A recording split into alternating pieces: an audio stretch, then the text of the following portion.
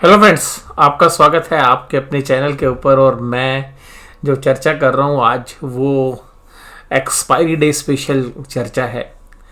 और जैसा आप लोग जानते हैं, मैं जब बाज़ारों के अंदर पिछले 15-20 दिन से स्पेशली जो है एक ही बात आपको बोल रहा हूँ कि बाज़ारों के अंदर कमजोरी तब आएगी जब बैंक निफ्टी स्टॉक्स कमज़ोर होंगे। और इसके आगे मैंने एक और बात आपके साथ बात की थी, ये BFSI स्पेस यानी कि बैंकिंग और फाइनेंशियल सर्विसेज जब तक कमज़ोर नहीं होंगे, बैंक निफ्टी कमज़ोर नहीं होगा, निफ्टी का कोई कुछ नहीं उखाड़ सकता। और मैंने आपको ये भी कहा था कि भाई देखिए, अब कमज़ोर तो होना लाजमी है। आज और कल दोनों जगह पर एक चीज़ जो है स्पष्ट थी और जो मैं चर्चा आपके साथ कर रहा था। हालांकि आप में से बहुत सारे लोगों का जो व्यू है वो कॉन्ट्रा भी था। और देखिएगा, ये एक स्थिति है, बाजार है ही ऐसा कि देखिएगा एक डिफरेंट व्यू रखना भी जरूरी होता है। तो आपका एक डिफरेंट व्यू था। बहुत सारे जो सब्सक्राइबर है वो कह भी रहे थे कि सर पहले 20,000 जाएगा, 19,000 जाएगा। देखिएगा, सभी तरीके के बाजार में सौदे होते हैं, तभी तो दो व्यू होते हैं, एक बायर होता है, एक सेलर होता है। और मुझे यहाँ पर जो दो चीज़ें बोलनी है वो कल देखिएगा, कल हुआ था बैंक निफ्टी में। बैंक निफ्टी के अंदर 43,000 के नीचे बाजार को क्लोज किया गया और बेयर्स अपनी जो है मौजूदगी दर्ज करा के गए थे कि भाई देखो, आज हम बाजार को 43 के नीचे बंद कर रहे हैं, कल तुम आके ऊपर खींचोगे, हम फिर पटक देंगे। वैसा ही हुआ। आज वही बात निफ्टी के अंदर बोली है।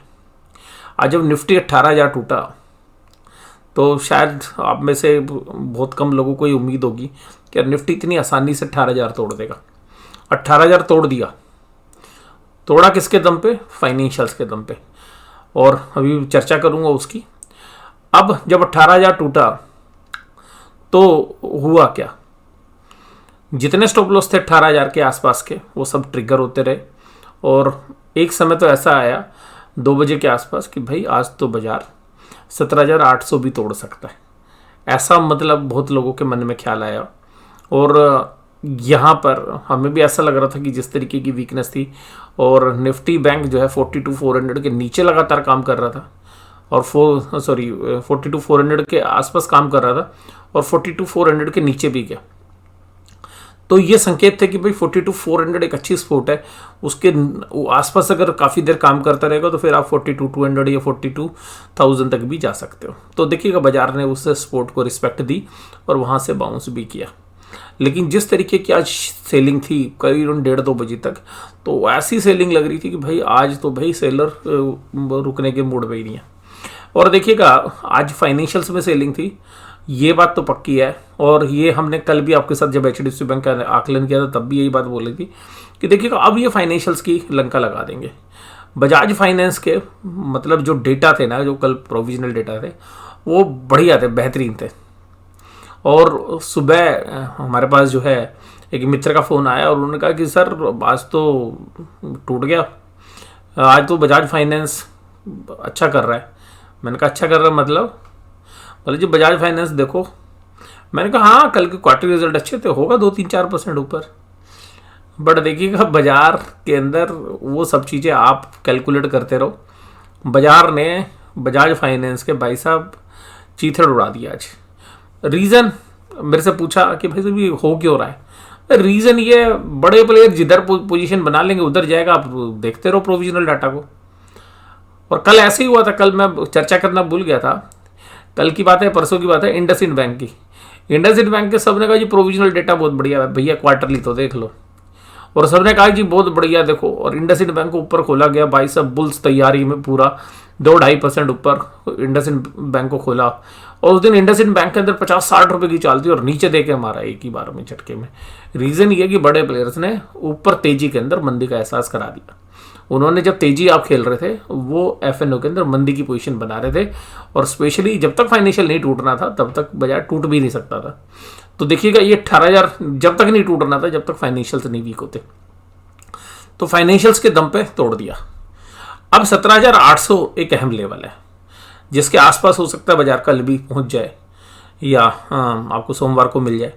तो 17,800, 18,000, 18,100 इस रेंज में बाजार काम करेगा, लेकिन बाजार थोड़ा सा जल्दबाजी में लग रहा है। तो हो सकता है कि बाजार 17,800 की सपोर्ट ले और यहीं पे कुछ टाइम बिताए, लेकिन 17,800 टूटेगा तो फिर अगले हफ्ते तक के जो दायरे हैं वो आपको हो सकता है कि 17,600 17,400 तक भी बाजार नेक्स्ट वीक के अंदर ही आपको दर्शन करा दे।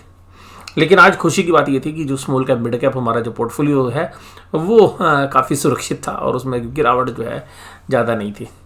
और जैसा हम आपके साथ इंडिकेट कर रहे थे कि अब ये जो बाज़ार है कि इस कैंडल का जो रुख है वो शायद यहाँ पर आके रुकेगा, तो ये यहाँ पर आके थोड़ा सा कंसोलिडेट करे और ये दायरा है देखिएगा, अगर ये 17,800 के अंदर जाके घुस गया और क्लोजिंग दे दी, जैसा अभी आपने देखा था कि 2 हफ्ते पहले एक बार कोशिश तो हुई थी लेकिन वहीं से बाउंस बैक कर दिया था, लेकिन अगर इसके अंदर घुस गया तो फिर ये चिंता की बात हो जाएगी, फिर दायरे जो है नीचे की तरफ जा सकते हैं।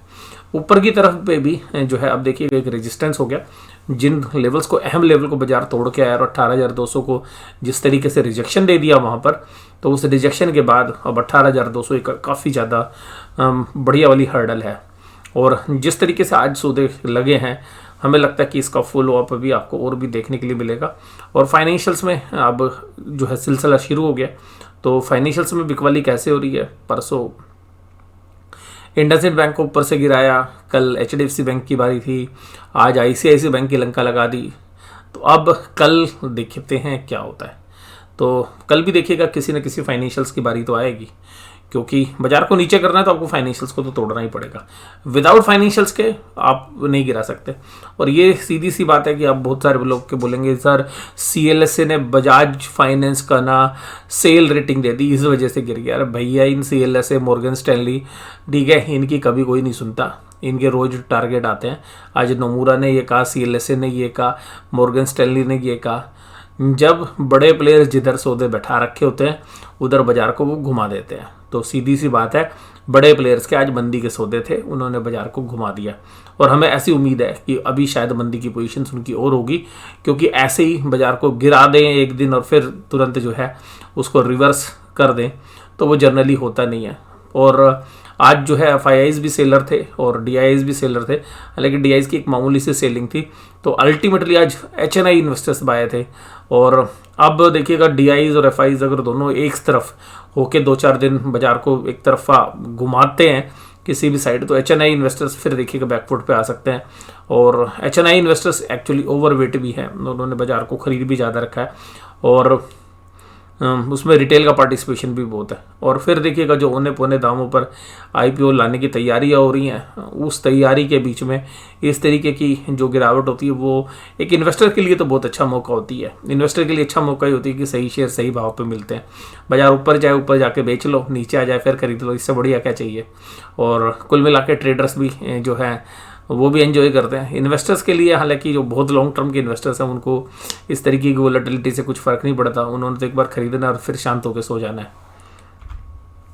ITC, HUL, JSW steel, Nestle और HDFC लाइफ ये थे तेज। और आज बजाज फाइनेंस को भाई साहब सुबह सुबह जब फोन आया भाई साहब 5% ऊपर नीचे, 6% नीचे, एक समय तो 7% नीचे चल रहा था।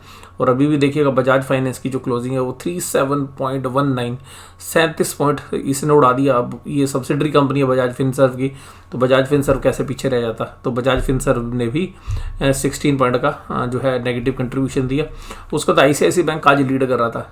ICICI बैंक आज तेजी से दौड़ लगा रहा था, भैया मैं गिर रहा हूँ, रोक लो मुझे, रोक लो। और देखिएगा एक समय तो ऐसा लग रहा था कि भाई 870 भी तोड़ के भी तो 860 की लाइन में जाएगा, लेकिन वहाँ पे फिर एक अच्छी बाइंग देखने के लिए मिली दोपहर के दौरान। और देखिएगा ये सबसे बढ़िया टाइम होता है माल बेचने वाले के लिए। मैं आपको बताता हूँ क्यों। देखिएगा जब एक्सपायरी डे होता है तो बियर्स ने माल बेचा, जिसने प्रॉफिट बुकिंग करनी है उसके लिए सबसे बढ़िया दिन होता है थर्सडे का। माल बेचोगे, रोकने कौन आएगा? जिसने तेजी कर रखी है, जिसने कॉल खरीद रखी है, जिसने पुट बेच रखी है, उनको तेजी के सौदे लेने। तो जैसे ही आप उसको बेचने के लिए आएंगे वो अपनी पूरी ताकत से उसको रोकने की कोशिश करेंगे। तो जिस दिन आपने प्रॉफिट बुकिंग करनी है उस दिन सबसे बढ़िया है ना कि एक्सपायरी वाले दिन माल बेचो। तो मुझे ऐसा लगता है कि आज एक्सपायरी वाले दिन जो सेलिंग आई वो जबरदस्त सेलिंग थी और नीचे पूरी ताकत से जो है बुल्स ने रोका इसलिए क्योंकि भाई वो तो पिछले हफ्ते वाला गेम खेलना चाह रहे थे कि 42 to 500 के आसपास बाजार रखो और शाम जब होगी एक्सपायरी का, जब टाइम आएगा 3 बजे के बाद, तो बाजार को 43,000 के आसपास ले जाएं। लेकिन आज देखिएगा बेयर्स सुबह से ही एग्रेसिव थे, वो इतना दे चुके थे 1-1.5 घंटे तक। मतलब अगर मैं आपको कहूँ कि 1:30 बजे तक इतना माल खपा चुके थे, इतना माल खपा चुके थे कि अगर बुल्स चाहता कि भाई मुझे बाजार को खींचना है, तो भी जिन लोगों ने इंट्राडे में खरीदा है ना, वो लोग माल बेचने आ जाते हैं।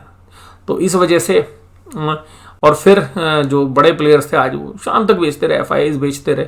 तो इन बड़े लोगों की लड़ाई के बीच में आज जो बीयर्स थे उनको ये बढ़िया मौका मिल गया कि आज माल दो, बढ़िया रेट में माल बिकेगा, और जिन्होंने तेजी बना रखी है वो अपने आप हमारे बाजार को रोकेंगे। तो इसका फॉलो अप आपको कल देखने के लिए मिल सकता है कि कल भी अगर सेलिंग आती है तो कल नहीं रोकेंगे, क्योंकि उनकी ऑप्शंस तो आज थी। अब कल तो अगले हफ्ते के ऑप्शंस जो है क्रिएट होंगे, तो जिसकी वजह से हमें लग रहा है कि बाजार जो है, जो आज सेलिंग हुई है वो काफ़ी ज़बरदस्त सेलिंग थी, उसको अब्जॉर्व करने की पूरी कोशिश जो है बाजार ने इस वजह से की क्योंकि ऑप्शंस जो है वो सेटल होनी थी। एडवांस डिक्लाइन मिड कैप जो है बढ़िया था, कोई दिक्कत नहीं। डिक्लाइन बेसिक से 11,111 थे, पर ज़्यादा फर्क नहीं था। हीरो मोटोकॉर्प्स जो अंडर परफॉर्मर थे आज वो आके खड़े हो गए और वो कह रहे थे भाई क्रूड ऑयल सस्ता हो गया तो आज तो हमें खड़ा होना है। तो आज लाइन लगा के तेजी के लिए खड़े हुए थे, जिसमें हीरो मोटोकॉर्प, बजाज ऑटो जो है प्रमुख थे। उसमें सिप्ला, एनटीपीसी, आईटीसी में भी तेजी थी। जेएसडब्ल्यू स्टील आज मेटल पैक में फिर कम बैक करता हुआ नजर आया। हिंदुस्तान यूनिलीवर, ब्रिटानिया और भारत पेट्रोलियम क्रूड ऑयल के प्राइस की वजह से, और एफएमसीजी जो डिफेंसिव सेक्टर है वो, आप एचयूएल की बात करिए या ब्रिटानिया, वो जो है बाजार के सामने एक दीवार की तरह खड़े हुए थे और बाजार को गिरने से रोकने के लिए पूरी ताकत झोंक रखी थी। आज बजाज गिराने के अंदर अहम भूमिका थी बजाज फाइनेंस की। शुरू के आधे घंटे में इतना ट्रेड हो गया था जो एक दिन का एवरेज वॉल्यूम होता है। आज 3-3.5 गुना से ज़्यादा वॉल्यूम के साथ बजाज फाइनेंस तोड़ने की तैयारी में थे बेयर्स, और आज बहुत ही बढ़िया तरीके से माल दिया गया और 6,000 को होल्ड कर लिया बजाज फाइनेंस ने। बजाज फाइनेंस पे इतनी सीवियर सेलिंग जो है हमने काफ़ी समय के बाद देखी है। धीरे धीरे से बजाज फाइनेंस ऊपर से नीचे तो आ रहा था, और उसी का साथी रहा बजाज फिनसर्व, उसमें भी 5% की कमजोरी। आज एक अच्छी सेलिंग आईसीआई बैंक के अंदर भी देखने के लिए मिली। Titan, Infosys, power grid, Axis bank, ये कुछ ऐसे शेयर्स थे जो इंडेक्स के अंदर कमजोरी दिखा रहे थे। इसके बाद बात करें निफ्टी बैंक 42,608, और ये देखिएगा निचले लेवल से 42,298 यानी कि 300-400 की लाइन जो थी उसको टच कर दिया, और वहाँ से एक कम बैक बाजार ने किया। और मैंने कहा कम बैक तो करना ही था, क्योंकि बेयर्स माल दिए जा रहे थे, और जो आपने कहाँ तक मंदी बना रखी है, बेयर्स ने मंदी बना रखी थी 42,500 तक, तो उन्होंने वहीं पे छोड़ दिया। उन्होंने कहा आप माल थोड़ी ना बेचेंगे, हमारा तो काम हो गया।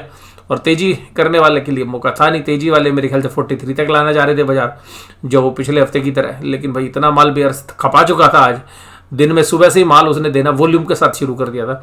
और जब वॉल्यूम के साथ दिन में सेलिंग हो जाती है तो, और आप फिर दोबारा से अपनी शॉर्ट्स पोजीशन दोपहर के बाद कवर नहीं करते हो, तो फिर देखिएगा बड़ा मुश्किल हो जाता है। और सीधी सी बात यह है, जब 1.5-2 महीने से आप तेजी में बैठे हुए और वही तेजी वाला बंदा आज कितना माल लेगा, तो उसको आज जो है भरकर माल जो है दिया गया है। और बड़े प्लेयर्स ने मंदी जो है बनाई, और कल 6,000 करोड़ की एफआईआईज की सेलिंग थी। और डीआईआईज भी बायर नहीं थे, ये भी एक चिंता की बात थी बुल्स के लिए। और ये देखिएगा निफ्टी इस वाली कैंडल के आसपास आ चुका है, इस वाली कैंडल के आसपास, लेकिन बैंक निफ्टी नहीं आया है। तो बैंक निफ्टी भी बहुत ही जल्द आपको दोबारा से 42,000 को तोड़ते हुए नज़र आ सकता है। मैं ये नहीं कह रहा कि कल ही होगा, और या 2-4 दिन का समय ले सकता है, बट मुझे लगता है कि बाजार अब यहाँ पे 42,200 के आसपास थोड़ा सा कंसोलिडेट करे और आएगा भी। यहाँ पे जो आज के लो थे, शायद इन लोगों को कल दोबारा से रीटेस्ट करने के लिए बाजार आए। ऊपर की तरफ अगर आप देखेंगे तो 42,800 पहला सप्लाई जोन है, दूसरा 43 पे, उसका 43,200, तो ये 400 पॉइंट के रेंज है जो अच्छी खासी सप्लाई जोन है बैंक निफ्टी के लिए। नीचे की तरफ अगर आप देखेंगे तो 42,200 और 42,400 ही एक बहुत अच्छी स्पोर्ट है, जहाँ से आज बाजार काफ़ी देर तैयार रहकर, मतलब माल उठाकर निकला है। कल 42,400 टूटता है तो बाजार 42,000 के आसपास तक ट्रेड करते हुए नजर आए, और हो सकता है कि एक समय के लिए 42,000 भी ब्रीच कर दें और वहाँ से फिर कम बैक करेंगे। मुझे लगता है अगर 42,000 अगर इंट्राडे में टूटता है तो 41,800 से एक अच्छा बाउंस जो है हमें लगता है कि निचले लेवल से आना चाहिए अगर टूटता है तो। बट मुझे लगता है 42 के आसपास, 42,200 के आसपास कंसोलिडेशन करना चाहिए नीचे की तरफ। ऊपर की तरफ बाजार जाता है तो 42,800 से और 43,000 के बीच में एक अच्छी खासी सप्लाई आनी चाहिए। और जिन लोगों ने अभी तेजी बना रखी है तो उनको काफ़ी माल थमा दिया गया है बड़े प्लेयर्स के द्वारा। तो जैसे ही अगर बाजार ऊपर की तरफ आएगा तो वो अपनी पोजीशन से निकलने की कोशिश करेंगे और उस चेष्टा के अंदर फिर बाजार नीचे की तरफ आ सकते हैं। तो बाजार के अंदर जो हमारा व्यू था वो भी देखिएगा सार्थक होता हुआ नजर आ रहा है। बट ये ध्यान रखिएगा, ये नहीं है कि रोज ही बाजार गिरेगा, बाजार जो है कंसोलिडेट भी करता है, थोड़ा सा कम बैक भी करता है फिर गिरता है। तो ये ध्यान रखिएगा कि अगर आप अपनी पोजीशंस लें तो इन चीज़ों का आपको पता होना चाहिए। आईसीआईसीआई बैंक ने डबल सेंचुरी ठोक दी माइनस की तरफ, 223 रनों की, और एचडीएफसी बैंक 92 पॉइंट्स के साथ, एक्सिस बैंक 39.9। और देखिएगा एक्सिस बैंक तो दिन भर खड़ा रहा ताकत के साथ, फिर भाई लास्ट में कहा भाई मुझे भी तो दम देना ही पड़ेगा। एक्सिस बैंक आज टॉप में था लेकिन शाम होते होते गिर गया। Bank of Baroda, PNB, IDFC first bank, बंधन, फेडरल बैंक, इनको बड़े प्लेयर हाथ ही नहीं लगाते भाई। बड़े प्लेयर कह रहे तुम चल लो, तो इनको तो चिल्लर समझते हैं बड़े प्लेयर्स। ये जो पांचों बैंक हैं मतलब इनको चिल्लर समझते हैं, इनका वेट ही नहीं है। अरे तुम 1-2% बढ़ जाओगे तो भी कितना कंट्रीब्यूट करोगे, 10-20 पॉइंट। बड़े प्लेयर्स का दम होता है खाली आईसीआईसीआई बैंक को फोकस करना है, एचडीएफसी को, एक्सिस को, एसबीआई को, इंडसइंड को। तो ये जो 6 दिग्गज बैंक है और टू द सम एक्सटेंट है स्मॉल फाइनेंस बैंक को, इनके ऊपर बड़े प्लेयर फोकस रखते हैं। उनको पता है इसी से इंडेक्स मूव होना है। और Punjab national bank, bank of Baroda, IDFC first bank, Bandhan bank, ये सब तेजी में थे। और कमजोरी थी A small finance bank, HDFC bank, और आज का दिग्गज कमजोरी वाला शेयर था आईसीआईसीआई बैंक। एफआईज ने आज सेलिंग की है 1449 करोड़ की और डीआईज ने करी है 194 की। ऑप्शंस की डेटा मेरे पास उपलब्ध नहीं है। इसके बाद अगर पुट कॉल रेशियोज देखें तो बैकफुट पे हैं पुट राइटर्स, तो पुट कॉल रेशियो 0.52 पर आ गई है। बैंक निफ्टी के अंदर पुट कॉल रेशियो 0.622 पे है और ये भी तब आई है जब लास्ट के 1-1.5 घंटे में जो नीचे लेवल से रिकवरी हुई है। एक समय तो ऐसा था ये 5.51 के आसपास आ गई थी और एक समय तो ऐसा था कि 5 के नीचे भी ट्रेड कर रही थी ये तकरीबन 1:30-2 बजे के आसपास, जब पैनिक क्रिएट हो गया था। लेकिन फिर देखिए जब इतनी नीचे पुट कॉल रेशियो होती है तो एक पुल बैक आ जाता है और वो आया भी आज। डाउ जोन्स देखिएगा 1% के आसपास कमजोरी पर है। अब देखिएगा हम डाउ जोन्स को फॉलो नहीं कर रहे, डाउ जोन्स तेज भी रह रहा है तब भी हम गिर रहे हैं। अब देखिएगा बाजार अपनी चाल चल रहा है। अब थोड़े समय तक तो हमें लगता है कि बेयर्स एक्टिव रहते हैं, अब देखते हैं कि कब तक रहेंगे। एक वैल्यूएशंस जो है इस क्वार्टर रिजल्ट्स में जो है देखनी पड़ेगी, क्योंकि जो एचडीएफसी बैंक ने नेगेटिव ग्रोथ दिखाई होलसेल बैंकिंग के अंदर और एक म्यूटेड परफॉर्मेंस दिखाई बाकी बैंकिंग बिजनेस के अंदर, वो शायद बाजार को पसंद नहीं आई और उसका अंदेशा ये है कि जो बाकी बैंक हैं वो उन पर भी इम्पैक्ट रहेगा। ब्रेंट क्रूड $78 पे ट्रेड कर रहा है, हमारे लिए काफ़ी फेवरेबल सिचुएशन है। ऑप्शन चेन के डेटा भी ज़्यादा है नहीं, लेकिन 18,000 के ऊपर मेजर जो है ध्यान देना चाहिए। तो 18,000 के इर्द गिर्द ही बाजार अभी भी ऑप्शन चेन को देख रहा है। 91,000 के कॉन्ट्रैक्ट कॉल साइड में राइट हुए हैं, 64 पुट साइड में, तो ज़्यादा भी कॉल साइड ही राइटिंग है। अगर 18,100 और 200 पे देखें तो 47 और 37 कॉन्ट्रैक्ट ऐड हुए हैं, जबकि पुट साइड देखेंगे तो 21,000 कॉन्ट्रैक्ट 17,900 पे और 17,800 पे 19,000। तो कुल मिलाकर बैकफुट पे हैं, तेजी करने वाले पुट राइटर बैकफुट पे हैं, लिटिल बिट एग्रेसिव है मंदी करने वाले। और बैंक निफ्टी के अंदर देखें तो 42,500 के आसपास सेम स्ट्राइक के ऊपर जो है बराबर ही मामला है कॉल और पुट, लेकिन कॉल राइटिंग जो है थोड़ी सी ज़्यादा है, पुट राइटिंग तो ना के बराबर है। तो ये थोड़ा सा अभी आप समझ सकते हैं कि बाजार के ऊपरी लेवल पर जाने से बाजार को रोकेगा। तो यहाँ पर इस चर्चा के अंदर केवल इतना ही। आज का एनालिसिस आपको कैसा लगा जरूर से जरूर मुझे कमेंट बॉक्स से बताइएगा। वीडियो देखने की धन्यवाद, थैंक यू वेरी मच। और सबसे खास बात कि आज की जो क्लोजिंग रिमार्क्स हैं उसमें क्या रखना है विशेष, तो विशेष ये है कि देखिएगा बजाज फाइनेंस आज का दिग्गज शेयर था। बजाज फाइनेंस को 60% की कमजोरी के साथ आज तोड़ा गया। आप में से बहुत सारे लोगों को लगा कि अरे कंपनी की परफॉर्मेंस खराब हो गई, क्या हो गया। नहीं भैया, कुछ नहीं हुआ। कंपनी की परफॉर्मेंस भी अच्छी थी, ग्रोथ डेटा भी अच्छे थे, सब कुछ थे, बट बाजार शायद ज़्यादा एंटिसिपेट कर रहा था। और मैं ये कहूँगा कि भाई बुल्स है ना, जब उम्मीद करते हैं तो ज़्यादा करते हैं, और शायद वो उम्मीद थोड़ी ज़्यादा कर रखी थी और उस उम्मीद से थोड़ा सा कम आया, बट मुझे उससे ज़्यादा कहीं कुछ और लग रहा है। बड़े प्लेयर्स ने यार मंदी बना रखी थी, इसलिए तोड़ दिया बजाज फाइनेंस। बाकी जिनके पास है चिंता की कोई बात नहीं, अब बड़े प्लेयर्स कहाँ तक लेके जाएंगे ये उनके हाथ में है। लेकिन जब सस्ता हो जाए ना तो खरीद लेंगे, समय बिता लेंगे, भाव अपने आप आ जाएगा। क्योंकि जो बड़े प्लेयर्स आज मंदी खेल रहे हैं, यही प्लेयर्स कुछ समय के बाद तेजी खेलते हुए नजर आते हैं, तो तेजी भी उतनी ही बढ़िया होती है। तो वो आपके हाथ में है, आप शेयर्स को यहीं पे सारा पकड़ते हैं या एसआईपी मोड में। ट्रेडिंग शेयर से ये ध्यान रखिएगा, 100-150 रुपये तो भैया ऐसे ही मार देता है एक झटके के अंदर बजाज फाइनेंस। तो ट्रेडर्स का तो बड़ा फेवरेट है और मूवमेंट्स बहुत तेज़ी से होती है। तो अगर आप इन्वेस्टमेंट के एंगल से भी देखेंगे तो एक अच्छी कंपनी है, वैल्यूएशन वाइज अच्छी है, बट भाई देखिएगा मंदी बड़े प्लेयर्स ने बना रखी है। हो सकता है कि 5500 का भाव भी लगा दे, हो सकता है 5000 का भाव भी लगा दे, हो सकता है यहीं से यू टर्न कर ले। तो चांसेस ये हैं कि अभी जो पी वैल्यूशंस के हिसाब से जो फाइनेंशियल्स जिस तरीके से ट्रेड करते हैं उस हिसाब से थोड़ा सा तो देखिएगा आपको लगेगा कि इंडिया की वैल्यूशंस के हिसाब से तो आपको ठीक लगेगा, लेकिन अगर वर्ल्ड वाइड देखें तो ये वैल्यूशंस फाइनेंशियल्स और बैंकिंग स्टॉक्स के लिए महंगी तो है। बट बजाज फाइनेंस है शुरू से प्रीमियम वैल्यूशंस लेता है और रीज़न ये होता है कि 30-40% से ऊपर की ग्रोथ हर बार ये जो है साल दर साल देता है 40% की। तो अब उस ग्रोथ के अंदर थोड़ा सा डाउट हो रहा है, जो मैंने कल आपको HDFC बैंक के रिजल्ट एनालिसिस के समय पर भी बताया था, जो प्रोविजनल डेटा थे तब मैंने चर्चा की थी।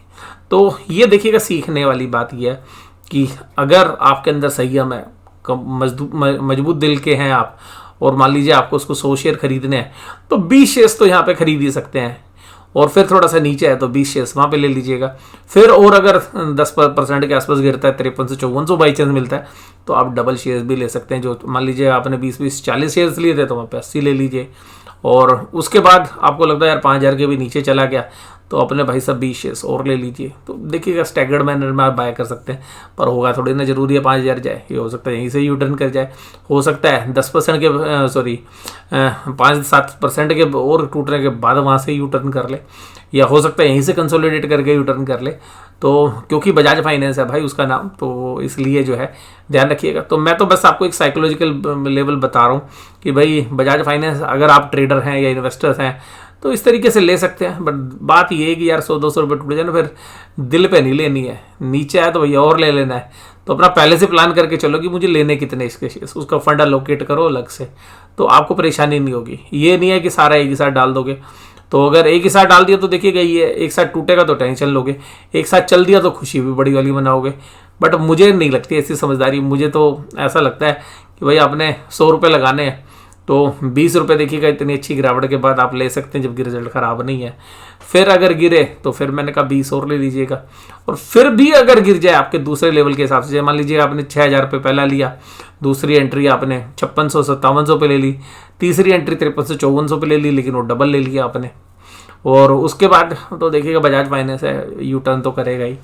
और बीच बीच में जो है हमें लगता है कि ये जो है मंदी के सौदे बना रहे होंगे, उस समय पर बीच में तेजी के बना लेंगे तो महीने 2 महीने बाद फिर आ जाएगा इन्हीं भाव पे।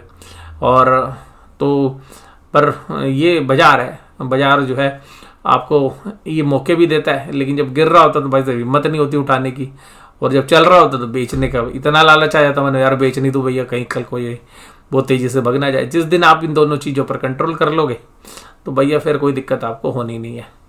और गिर जाए आपने खरीद लिया कोई बात नहीं, शांति भैया और ले लेंगे, गिर गया और शांति है भाई ले लोगे, लेकिन ये उन्हीं शेयर्स के साथ हो सकता है जो फंडामेंटली साउंड शेयर है, सभी शेयर के साथ नहीं होता।